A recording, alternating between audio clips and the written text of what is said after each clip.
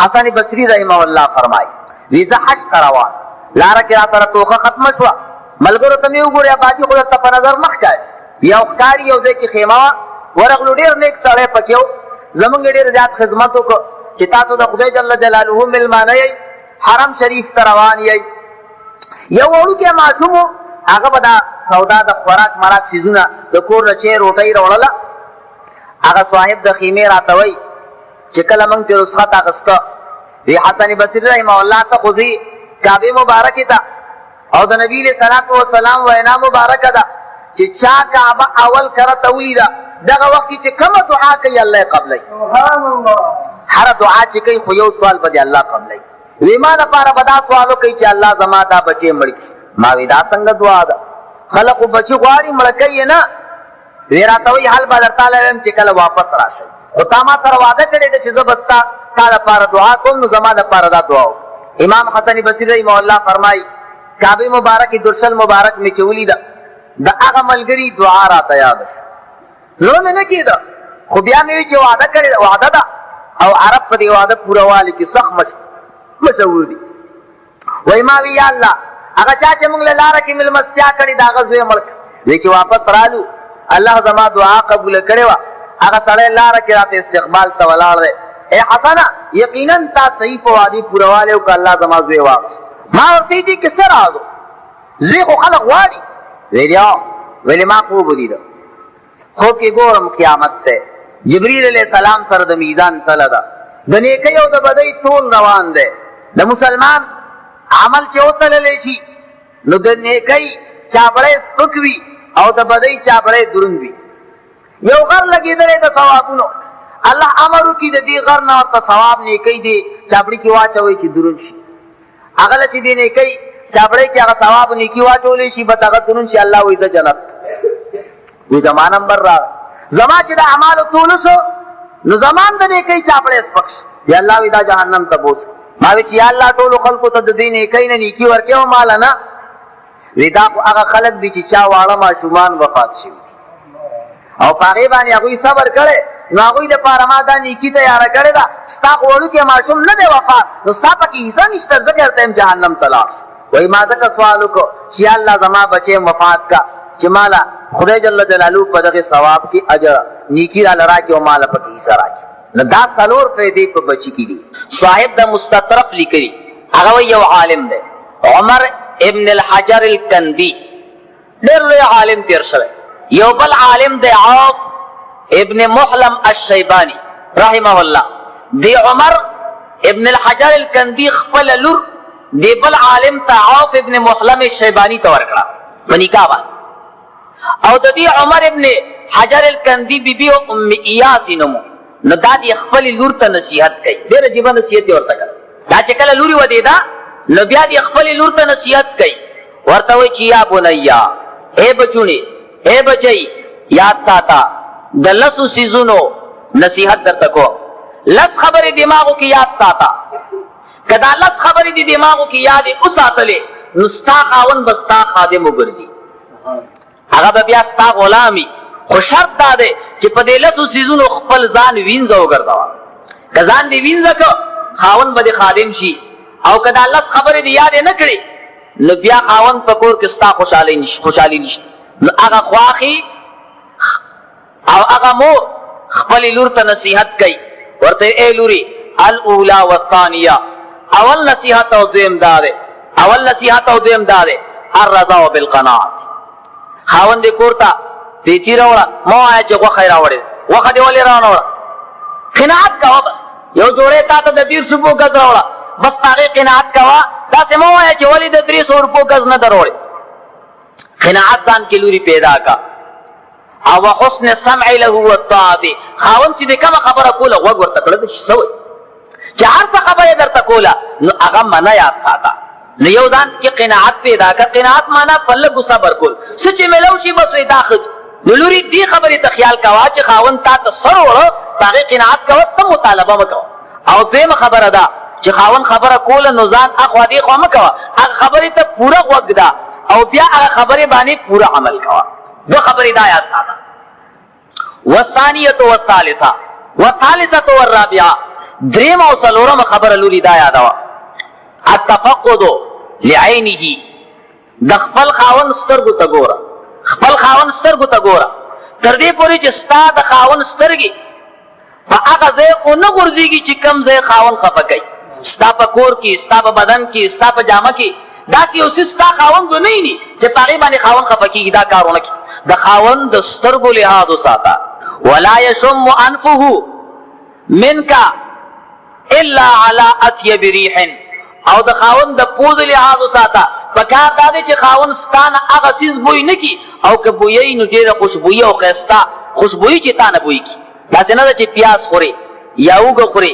هغې سره ټوله معاشره بدبویه کې نه دا څیزونه داسې څیز مه خوره داسې جامې مه غونده چې د خاوند په پوزه کې بوی کې تا ته هغه ته تکلیف ورسېږي او تکلیف نو د خاوند د سترګو لحاظ وکړه د خاوند د پوزه لحاظ وکړه نو بیا به خاوند ستا دپاره غلام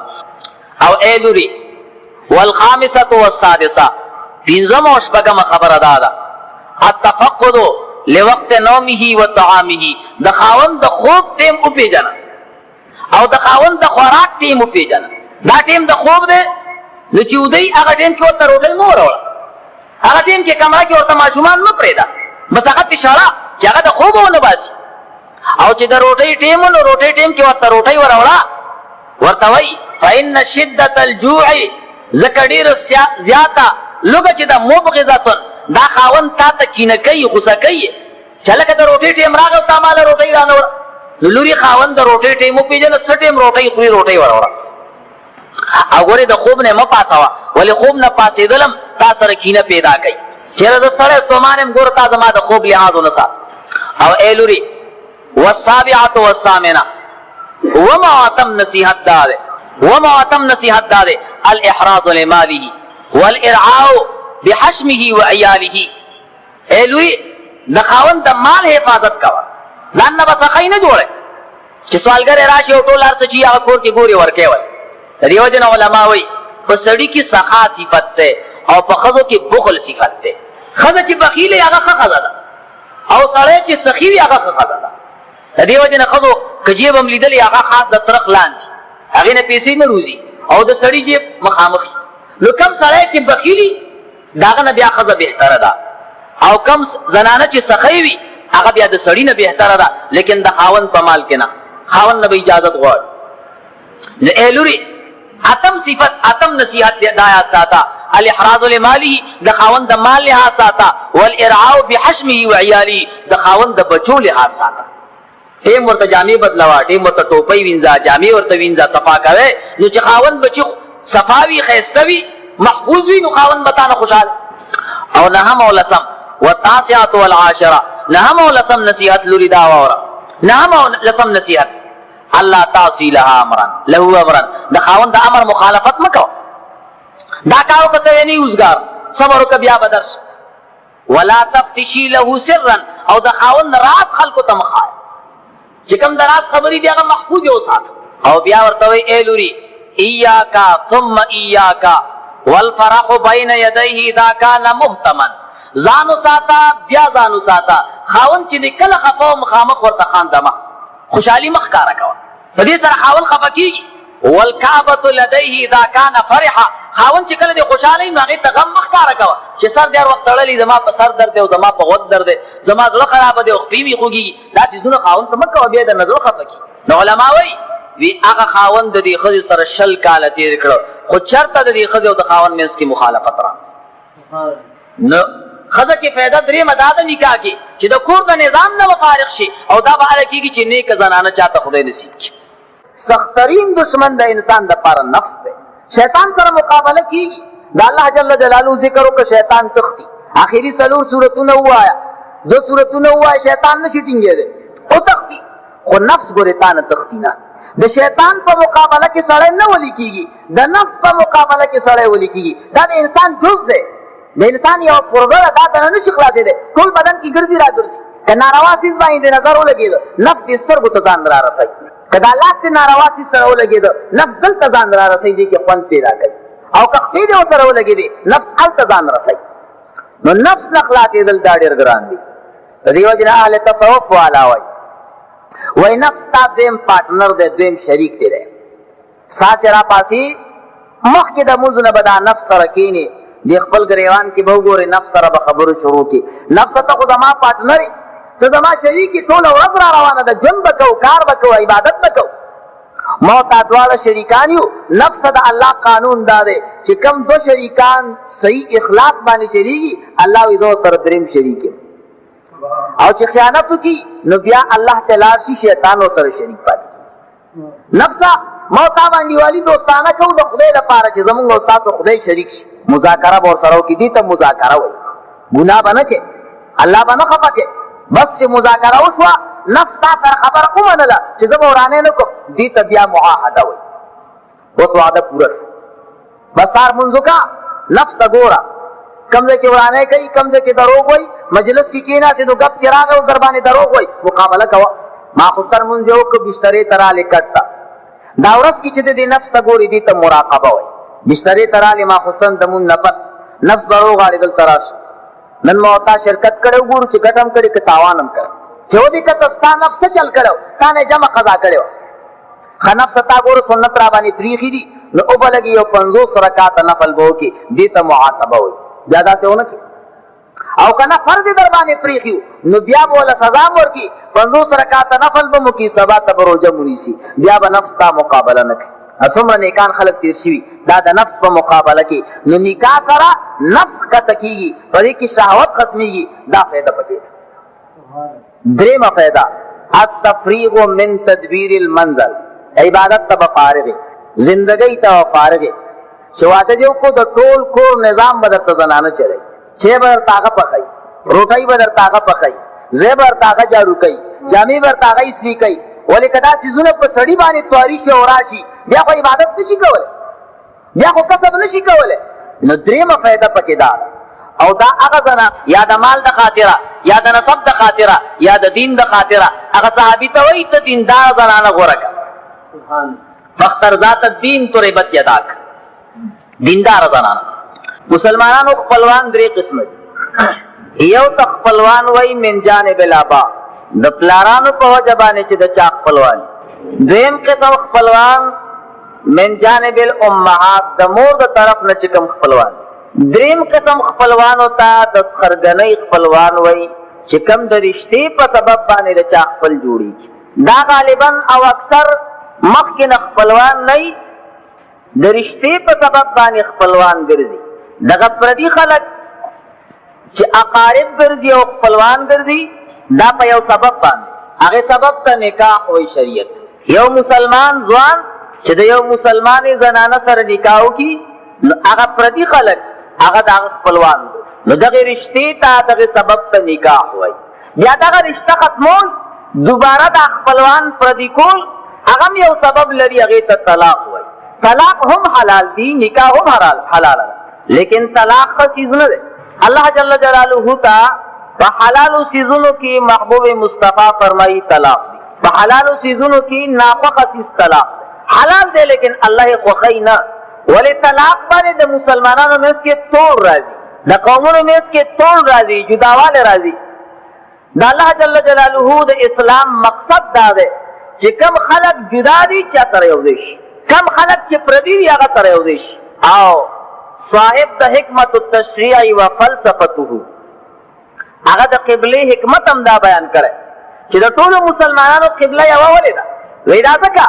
چې د مشرق مسلمان به څنګه وایي زما د مغرب مسلمان سره اتحاد دی. کافر ته به څه دلیل پیش کوي چې زما د مغرب مسلمان سره مینه ده، هغه سره زه یو ځای یم، وایي هغه به ورته قبله پیش کوي. ګوره زمونږ او ستاسو وایي ټولې یوه قبله ده.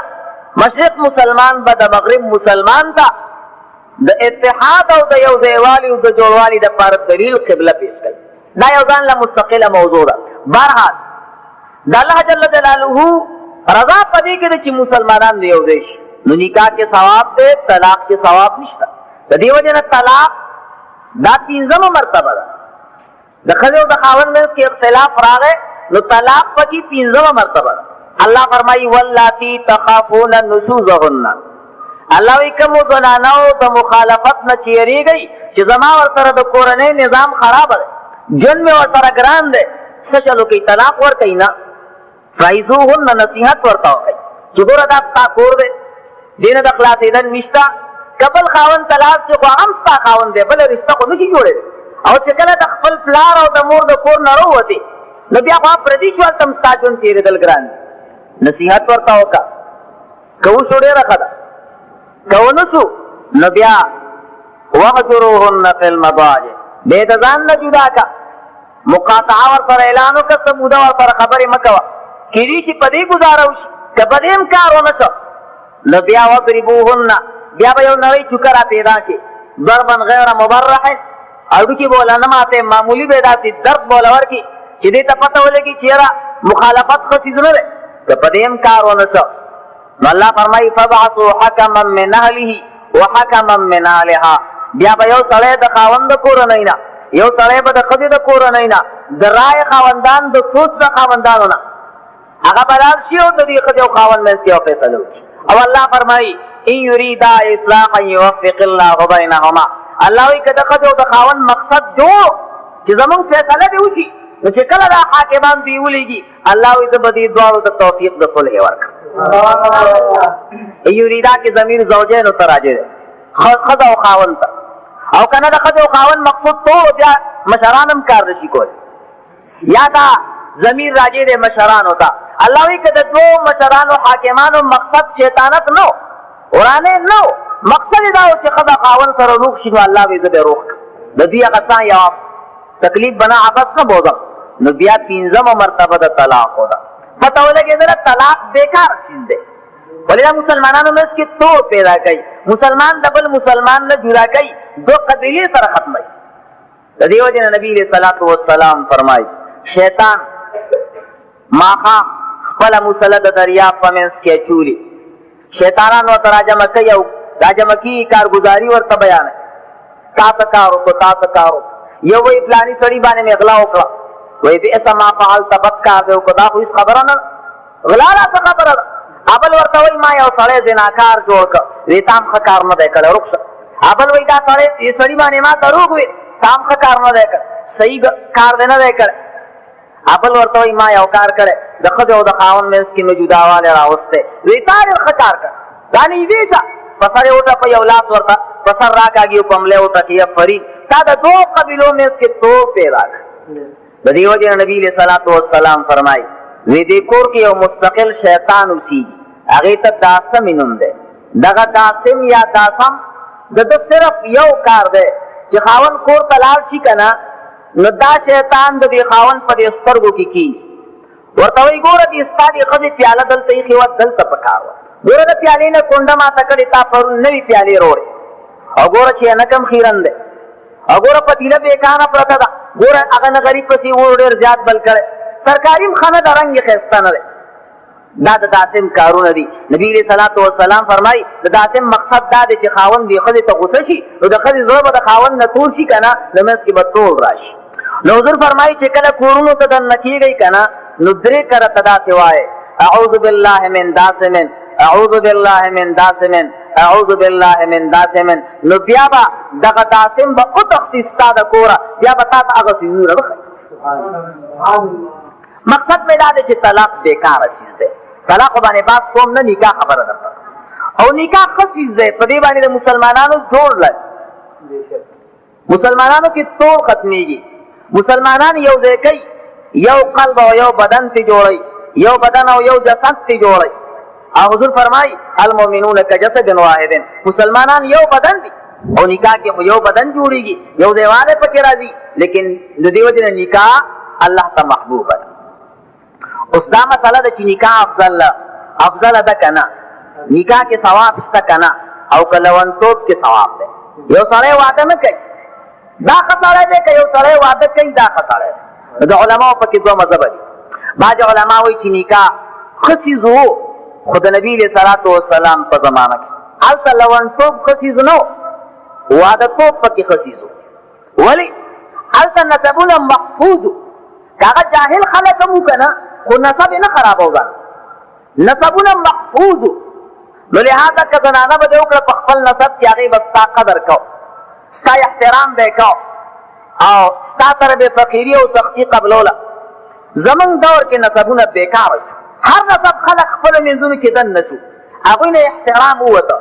هغوی نه اخلاق ووته ستا چې کوم مقصد د اخلاقو دی ختم شو نو د دې وجه نه نبي علیه الصلاة والسلام خپل دور کې فرمایلي وی چې یو سړی واده کړی سړی د هغه یو رکعت او د لون سړي 80 رکعتونه په ثواب کې برابر دي او دې زمانه کې د لون سړي یو رکعت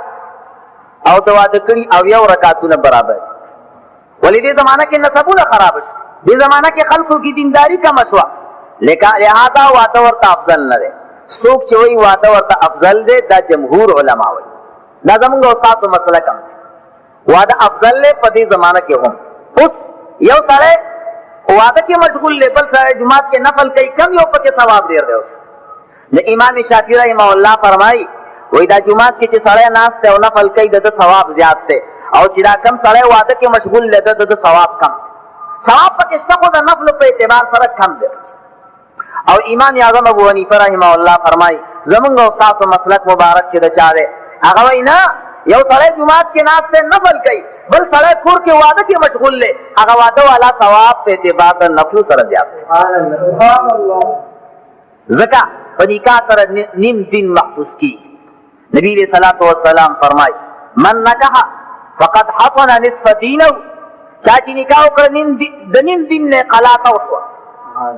سترګې محفوظې غوږونه محفوظ خولې محفوظه دماغ محفوظ زړه محفوظ بلې زنانه ته به نه ګوري فلیتق الله فی نصف الاخر او باقي چې کوم نیم دین پاتې دی پای کې د الله نه یریږي گزاره وکړي دا د امام اعظم ابو حنیفه رحمه الله مسلک مبارک دی اوس نکاح کې آفات هم شته او نکاح کې فائدې هم شته نکاح کې 15 فائدې دي او 3 آفات دي 15 فائدې دي پکې یو فائدہ پکې د بچی دا الله جل جلاله به بچی در کی او چې تا واده نه کړي بچی برته کم ډېر ملایي او بیا په بچی کې څلور فائدې